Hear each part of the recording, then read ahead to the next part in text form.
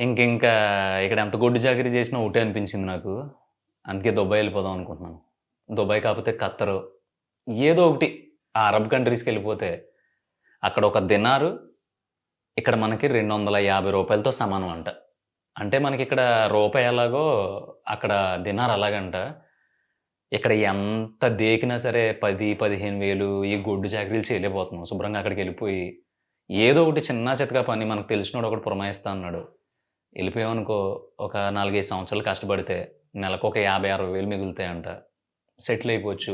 ఇంకా 5 సంవత్సరాల తర్వాత వచ్చేసి ఏదో దాచుకున్న డబ్బులతో ఏదో చిన్న వ్యాపారమో లేదంటే మన బతుకు మనం బతకొచ్చు. ఇలాంటి దరిద్రపు అలవాట్లు మానేయండి. ఇలా ఎవ్వడైనా సరే సోది చెప్పాడనుకో మీ దగ్గరికొచ్చి, ఆడిని మొత్తం మీ ఇంటి చుట్టూ మీ సందుల్లో ఉరికించి. ప్రశాంతంగా బ్రతుకుతూ ఉంటారు పాపం విలేజ్‌లో. రోజు పనికెళ్ళి ఒక 500, 600 తెచ్చుకొని, పెళ్ళాం బిడ్డలతో ఉన్నది తినేసి, శుభ్రంగా ఎళ్లి వీధి చివర చుట్టగా అలుచుకుంటా, కాలు మీద కాలేసుకొని, రాజకీయాలు మాట్లాడుకుంటా, హ్యాపీగా బతికేసే అమాయక జనం ఉంటారు కదా! ఆళ్ళ దగ్గరికి ఎవడో ఒకడు ఇలాంటి రాయేస్తా ఉంటాడు. "ఏరేయ్! ఎన్ని రోజులు బతుకుతారు ఇలాగా? శుభ్రంగా ఓ 2,00,000, 3,00,000 తెచ్చుకున్నావనుకో, పాస్‌పోర్ట్ తీసి పంపించేత్తాను నిన్ను. డైరెక్ట్ దుబాయ్ ఎళ్ళిపోయావనుకో మనకు తెలిసినోడున్నాడు. తోటమాలి ఇప్పుడు నువ్వు కలుపు తీత్తానికి ఎళ్తున్నావు. పొద్దున్నుంచి సాయం దాకా ఒంగుని తీయాలి. నడుము పట్టేయట్లేదా? ఎదవ లాగేసావో తెలుసా మొత్తం మనిషివి ఎలా అయిపోయావు అనుకుంటున్నావు? అదే అక్కడికెళ్ళావనుకో, కుళాయి తిప్పావనుకో, సూపులోంచి వాటర్ వత్తది. మొత్తం పార్క్ అంతా తడిపేసావనుకో, మొక్కలన్నిటికి నీళ్ళెట్టేసావనుకో, 2 కార్లుంటాయి. కార్లు శుభ్రం తుడిచేసావనుకో, పక్కనే నీకు సేటుంటాడు దుబాయ్ సేటు. ఆ దుబాయ్ సేటు పక్కనే చిన్న రూముంటది. రూమ్‌లో ఏముంటదనుకుంటున్నావు? ఏసీ. నీకలా రిమోట్ ఇచ్చేత్తాడు. నొక్కగానే నీ రూమ్‌లోకి నువ్వు వెళ్ళిపోయి పడుకోవచ్చు. అదేంటి మనకి ఏసీ ఎందుకిత్తాడు అనుకుంటున్నావేమో!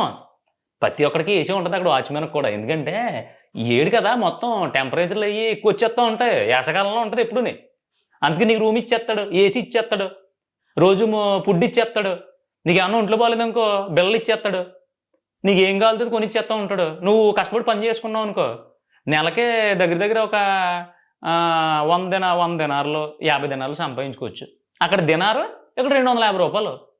అంతే నువ్వు రోజుకి 3 దినార్లు సంపాదించుకున్నా అంటే రూ. 3 సంపాదించుకున్నా అక్కడ 3 రెళ్ళు 600 వచ్చేద్ది. అదే 10 దినార్లు సంపాదించుకున్నావనుకో, 10 రెళ్ళు ఎంత? 20 అంటే 2,000 అంటే నెలకెంత? 3 రెళ్ళు 6, 60,000 ఈజీగా సంపాదించేసుకోవచ్చు నువ్వు.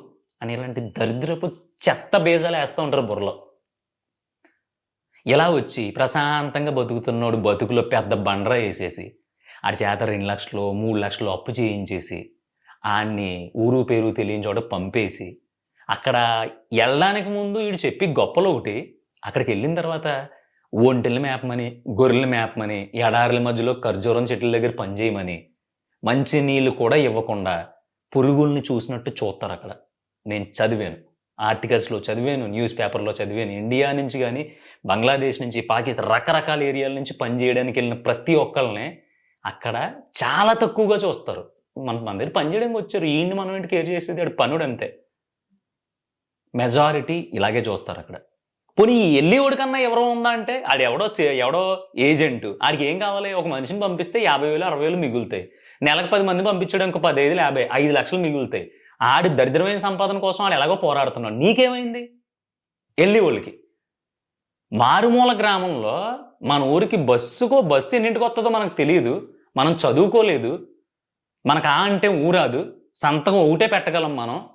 మనకి తెలుగు తప్ప ఇంకేం రాదు. మనం ఎవడి దగ్గర గట్టిగా మాట్లాడలేము. అలాంటియి మనం అక్కడెక్కడో దుబాయ్ అంట. 2 రోజులు రోజో ప్రయాణం. అది అరబిక్ భాష. మనకి తెలీదు. ఎవడో ఎదవ చెప్పాడన్న వెంటనే మనం ఇల్లు, వాకిళ్ళు, నెత్తి మీద ఒంటి మీద గుడ్డుందో లేదో చూసుకోకుండా 2 లక్షలు, 3 లక్షలు అప్పులు చేసేసి, పిల్లల్ని ఇక్కడ వదిలేసి, నువ్వేదో పెద్ద బిజినెస్ మ్యాగ్నెట్ లాగా దుబాయ్, ఖత్తర్‌లో ఎళ్ళిపోయి ఏం సంపాదించేద్దామని?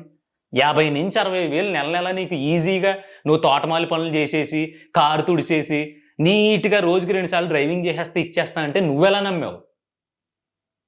అసలు బుర్రలు పనిచేస్తున్నాయా గురు?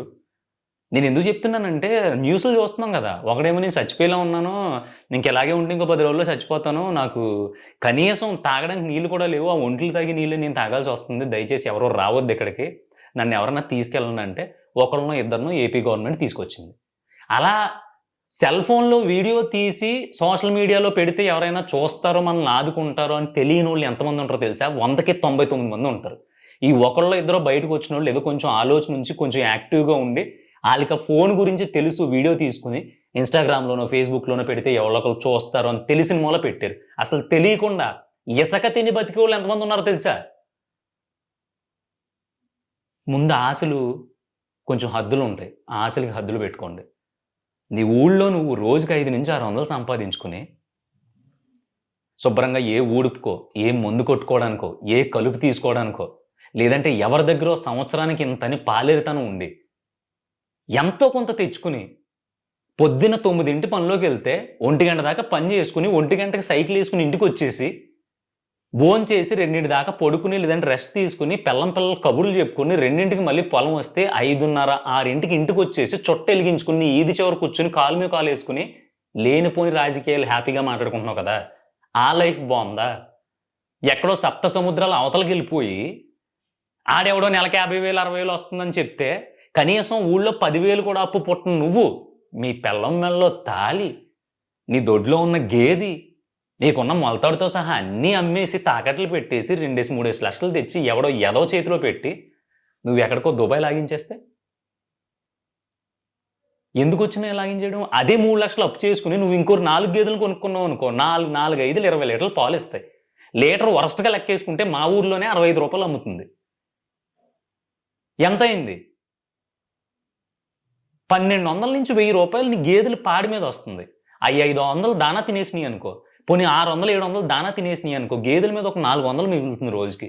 నువ్వు పనిలోకెళ్తే ఇంకొక 500, 400 వస్తాయి. వర్స్ట్ సినారియోలో నువ్వు 800 సంపాదిస్తున్నావు నీ ఊళ్ళో. నీకు చదువు లేదు. నీకు ఆ అంటే ఊ రాదు. నీ సంతకం పెట్టుకోవడం వచ్చు మహా అయితే నీకు. అంటే నేను ఏదో తిడతన్నానని కాదు. మనకి ఏమీ రాదు. తెలుగు తప్ప ఇంకేం మాట్లాడలేవు. నీ ఊళ్ళో నువ్వు 800 సంపాదించుకుంటున్నావు. అంటే నెలకి 20,000-25,000 పోనీ అంతా తీసి వరస్ట్‌గా 15,000 సంపాదించుకుంటున్నావు. 5,000 మీరు విచ్చలవిడిగా తినేసినా నీది సొంత ఇల్లు, గుడిసె అవ్వచ్చు, పాకవ్వచ్చు, ఏదైనా కావచ్చు. ఇంకో 6-7,000 నీకు మిగులుతుంది. నీ పిల్లల దగ్గర నువ్వు ఉండొచ్చు. ఒక ఫ్యామిలీలో కలిసి హ్యాపీగా ఉండొచ్చు. ఇయన్నీ మానేసి ఎక్కడో ఎడారి ప్రాంతాల్లో కూర్చొని మా ఆవిడ గుర్తొస్తుంది, నా పిల్లలు గుర్తొస్తున్నారు, నేను ఇక్కడ ఉండలేకపోతున్నాను అని చెప్పేసి 3 లక్షలు అప్పులు చేసుకోవడం. అక్కడేమో ఈడేమో తోటమాలని తీసుకెళ్ళి అక్కడ బాత్రూమ్‌లు కడిగిస్తాడు. లేదు ఇంట్లో జస్ట్ తడిగుడ్డు ఎట్లెట్టు తడిగుడ్డు పెట్టేసి సామానం తోమేహం అంటే నీకు మొత్తం లక్షలు వచ్చేస్తాయి అని చెప్తది ఎవరితో వచ్చి. దాని మాట ఇచ్చుకుని ఆ దుబాయ్ ఆంటీ చెప్పింది ఎప్పుడు 10 సంవత్సరాల్లో వర్క్ చేసిందంట, చాలా మంది సేట్లు తెలుసంట అని ముడ్డు మీద గుడ్డ జారిపోయేలాగా దాని వెనకాల పరిగెట్టేసి దుబాయ్ వెళ్ళిపోతున్నారు. వెళ్ళిపోయిన తర్వాత పరిస్థితి ఏంటి? ఒకడేమో బాతులు కడగమంటాడు, ఒకడేమో అత్యాచారాలు చేస్తాడు, ఒకడు చీరలాగుతూ ఉంటాడు. మగోళ్ళని అయితే ఎడారిలో వదిలేసరే గొర్రెలు ఒంట్లో మేపుకోండి, ఉంటే తినండి లేదంటే మానేయండి, ఒంటి చిక్కిందంటే మెల్ల జారిపోతాయి అని చెప్పి కొట్టినోళ్ళు, తిట్టినోళ్ళు, సంక నాకించేసేవాళ్ళు 99 మంది ఉన్నారంట అక్కడ. ఇన్ని జరుగుతున్నాయి. అసలు మనకుండే స్టామినా ఏంటి? మనం టక్కుమని 50,000 అప్పు చేస్తే గిలగిలగిల కొట్టేసుకునే పరిస్థితి. అలాంటిది నువ్వు ఎవడో నెలకి 50,000 వస్తున్నాయంటే అప్పులు చేసేసి అక్కడికి వెళ్ళిపోతున్నావు. ఇక్కడ పిల్లల కష్టం వస్తే పరిస్థితి ఏంటి? లేదు అక్కడ నీకు పొరపాటున ఏదైనా జరిగింది, శవం ఉన్నా వెనక్కొత్తది అనుకుంటున్నావు నువ్వు? వస్తది అనుకుంటున్నావా? నీకు ఇప్పుడు ఒక 30, 35 ఈ ఏజ్‌లోనే ఇలాంటి థాట్స్ వస్తాయి. నువ్వు వెళ్ళిపోయి 40, 45 సంవత్సరాలు అక్కడ ఉండిపోయి ఏదో ఇరగదీసి మేడలో కొండలో కట్టేద్దాం అనుకుంటున్నావా? ఏం జరగదు అది. వేస్ట్. ఫస్టు ఆశలన్నిట్లికి హద్దులుంటాయి. ఆ హద్దులు దాటి వెళ్ళిపోయినప్పుడు దాన్ని మనం ఎంతవరకు నెగ్గగలం అనేది మనకి స్పృహ ఉండాలి. లేదంటే ఇలాంటియే జరుగుతాయి. ఎందుకంటే మా ఫ్యామిలీలో కూడా దుబాయ్ వెళ్ళినోళ్ళు ఉన్నారు. ఆళ్ళు పడిన కష్టాలు తెలుసు. ఆళ్ళక్కడ ఎన్ని దేకేశారో అన్నీ నేను చూశాను కళ్ళారా. ఈ చేతులతో హ్యాండిల్ చేశాను ఆ ప్రెషర్ అంతా. అది తెలుసు కాబట్టే ఇంత సీరియస్‌గా చెప్తున్నాను. దయచేసి ఖత్తర్, అరబ్ కంట్రీస్ వెళ్దాం అనుకునేవోళ్ళు 1కి 10 సార్లు ఆలోచించుకోవడం కాదు. అసలు ఆ ఆలోచనే మైండ్‌లో పెట్టుకోకండి. అంటే నువ్వు నీ పిల్లల్ని, నీ సొంత ఊరిని లేదంటే నీ పరివారం మొత్తాన్నే వదిలేసుకొని వెళ్ళిపోతే దాని వాల్యూ 50,000 50,000 దాని వాల్యూ. ఎరా ఏం చేత్తన్నావు అని కూడా ఉండడు. తిన్నావా సచ్చిపోయావో చూసేవాడు ఉండడు. ఇదంతా వదిలే. గుక్కెడు మన గోదావరి పక్కన ఉండి టక్కుమని ఇలా ముంచుకొని తాగేస్తావు కదా! దోసెడు మంచినీళ్ళు. ఆ దోసెడు మంచినీళ్ళు కూడా స్వచ్ఛమైనవి దొరకవు అక్కడ. ఎంత బతికి అలాంటి దరిద్రాల్లో, అలాంటి చెత్తలో, రొట్టలో, ఇసుకలో బతకడానికి నువ్వు వెళ్ళింది. ఇంత సీరియస్‌గా ఎందుకు చెప్తున్నానంటే, ఈ సెల్ ఫోన్‌లో వీడియోలు తీసి నేను చచ్చిపోయేలా ఉన్నాను, నన్ను తీసుకెళ్ళకపోతే ఇక్కడ నాకు ఒక పని చెప్పి ఇంకో పనిని తీసుకొచ్చారు, ఇక్కడ పాడేశారు నన్ను. ఇగో ఇక్కడ ఎన్ని ఒంట్లు కాస్తున్నాను, ఎటు చూసినా సరే ఎడారే, తప్పించుకోవడానికి కూడా లేదు, ఇక్కడ కొడుతున్నారు మమ్మల్ని, అన్నం కూడా పెట్టట్లేదని వీడియోలు బయటకొస్తే ఏపీ గవర్నమెంట్ ఒకళ్ళనో ఇద్దరినో బయటికి తీసుకొచ్చింది. సరే, ఆళ్ళు కొంతకంత చదువుకున్నారు, తెలివితేటలున్నాయి. వీడియో సోషల్ మీడియాలో, ఫేస్‌బుక్‌లోని, ఇన్‌స్టాలోని పెడితే ఎవడన్నా చూస్తాడు, హెల్ప్ చేస్తాడనేది ఆళ్ళకి నాలెడ్జ్ ఉంది. మరి లేనోళ్ళ పరిస్థితి ఏంటి? ఇళ్ళల్లో పని జేయడానికి ఎంతమంది ఆడోళ్ళు ఎళ్తున్నారో తెలుసా అక్కడికి? ఏదో ఒక చిన్నా చితకా పని జేసుకోవచ్చు, వడ్రంగి పని చేసేయొచ్చు, తాపీ పని అంట రోజుకి ఏకంగా 4000 వచ్చేద్దంటని చెప్పి ఎంతమంది ఎళ్ళేవాళ్ళున్నారో తెలుసా? ఆళ్ళకి వీడియోలు తీయటం రాదు. ఒకవేళ వీడియో తీసుకోవడం వచ్చినా సోషల్ మీడియాలో పోస్ట్ చేయడం రాదు. పోస్ట్ చేసుకోవాల్సొచ్చినా నెట్ బ్యాలెన్స్‌లు ఉండవు. బ్యాలెన్స్ ఏయించుకుందాం అన్నా సరే, ఎలా చెయ్యాలి? ఎలా ఏయించుకోవాలి? ఈలోపు ఇది తతంగం అంతా ఓనర్‌కి తెలిస్తే తలుపులేసి లోపల పెట్టి కొడతా ఉంటే, కేకలేస్తే అప్పుడనిపిస్తది ఎందుకొచ్చాం అని. అవసరమా? ఆడు ఎవడో చేతిలో దెబ్బలు తింటాం. మన దేశం కానోడు, మనకెవడో తెలీదు. అలాంటోడి చేత ఛీ! థు! అని మొహం మీద ఉమ్మేయించుకోవడం అవసరమా? ఇక్కడ 800 సంపాదించుకోవడం బావుందా రోజుకి? అక్కడికెళ్ళేసి కళ్ళగనేసి, పెళ్ళాం పిల్లల దగ్గర లేక ఆళ్ళ మీద బెంగ పెట్టేసుకొని, రోజు చస్తా, చస్తా, చస్తా, చచ్చి, చచ్చి, చచ్చి, చచ్చి సంపాదించే 50,000 కావాలా? ఒకసారి ఆలోచించు. వరస్ట్‌గా అనిపించట్లేదా లైఫు? ఏం సాధిస్తావు చివరికి? సరిగ్గా ఆంధ్రాలో అట్టిగెళ్ళు కొని, హైదరాబాద్‌లో ఒక సెంటర్‌లో ఒక 2 కర్రలు కట్టి 4 అట్టిగెలు తగిలించి అమ్మితే, అక్కడ 200కి అట్టిగెలు కొనుక్కొని నువ్వు ఇక్కడ అమ్ముకుంటే 800 వస్తుంది ఒక్కో అట్టిగెలకి. నువ్వు బానే చెప్తే ఎప్పుడైనా చేసావేంటి అని డౌటొత్తందా? చేశాను. ఇక్కడ డజన్ రూ. 60. మా ఊళ్ళో ఒక అట్టిగెల వాల్యూ తోట దగ్గరికెళ్ళో, లేదంటే రావులపాలెం మార్కెట్‌కెళ్ళో కొనుక్కున్నాం అనుకో, 200-250 పడితే వచ్చేస్తది. ఇంకా గట్టిగా మాట్లాడితే 150కి కూడా అమ్మేసిన రోజులుంటాయి. మన పరిచయాల వల్ల 150కి కూడా ఇస్తారు. 200కి ఇస్తారు. అక్కడి నుంచి ట్రాన్స్‌పోర్టేషన్ 100 అవుద్ది. బతిలాడుకుంటే 200 అవుద్ది. మహా అయితే 500 అవుద్ది. ఎంత వరస్ట్‌గా లెక్కేసుకున్నా 15,000 నువ్వు ఇక్కడ చిన్న వ్యాపారం చేసి సంపాదించుకోవచ్చు. ఫ్యామిలీ మొత్తాన్ని తీసుకొచ్చేయక్కర్లేదు. వచ్చినప్పుడల్లా గెల్లమ్ముకోవటం, ట్రైన్ ఎక్కి జనరల్‌లో ఎళ్ళడం. 200 టికెట్. అబ్బే! ఇలాంటివి చెయ్యం మనం. అయ్యబాబోయ్! ఇయన్నీ మనకు చదువు రాదు. నాకు చదువు రాదండి. ఏం చేసుకుంటాం చెప్పండి ఇలాంటియి మన వల్ల అవ్వవు అలాంటియి. ఉండదండి అదంతానే కష్టం అదంతానే మనకేం తెలీదు. ఈ సొల్లుకబుర్లు చెప్తారు. కానీ ఓ 3,00,000 అప్పు చేసేయరా, దుబాయ్ ఎళ్ళిపో అరబ్ కంట్రీ 2 రోజులు జర్నీ సప్త సముద్రాలు దాటేసి ఎళ్ళిపోవాలి. అక్కడ అరబిక్ భాష రాదు నీకు. తెలుగు తప్ప ఇంకేం మాట్లాడలేవు. అక్షరం ముక్క రాదు. అక్కడికెళ్ళిపోమంటే మాత్రం అప్పులు చేసి ఎళ్ళిపోతావు. అంతేగాని పక్కనున్న హైదరాబాదో, లేదంటే వైజాగో, లేదంటే ఇక్కడ ఉండేవాళ్ళైతే సిద్దిపేటో, లేదంటే కరీంనగరో, లేదంటే హైదరాబాద్ చుట్టుపక్కలో ఏమన్నా చిన్న చిన్న వ్యాపారాలు చేయమంటే మనకేం రాదు. మోసం చేసేత్తారు మనల్ని. కానీ నువ్వు మాత్రం ఫ్లైట్‌లెక్కేసి ఎళ్ళిపోయి మోసపోయి అక్కడ ఆడి దగ్గర, ఈడి దగ్గర ఆడిముడ్లు, ఈడిముడ్లు కడగడానికి మాత్రం మనకి చదువులు అయ్యే అవసరం లేదు. అసలు బుర్ర కూడా పనిచేయదు. కళ్ళు మూసుకొని ఎళ్ళిపోతాం. ఎందుకొచ్చినియి ఇయన్నీని? మనం నిలబడిన చోట చాలా అవకాశాలుంటాయి. మనం కష్టపడదాము. ఇది నేను చెయ్యాలి. ఇది చేస్తే నాకొక రూపాయి వస్తది అనేది నీకు తెలిసినా సరే, నీ దరిద్రమైన అలవాటేంటంటే, మనం ఆ పని జేయడానికి బద్ధకం అనే ఒక కాన్సెప్ట్‌తో ఆగిపోతాం. మన ఊళ్ళోనే ఉండి, ఒక 4 గేదెలు మేపుకుంటే, నువ్వు మేడలు కట్టేయలేకపోవచ్చు. కానీ, రాయల్‌గా బ్రతకడానికైతే ఛాన్స్ ఉంటది. నేను గేదెలు మేపాను గాబట్టి, నాకు తెలుసు గాబట్టి నేను జెప్తాను.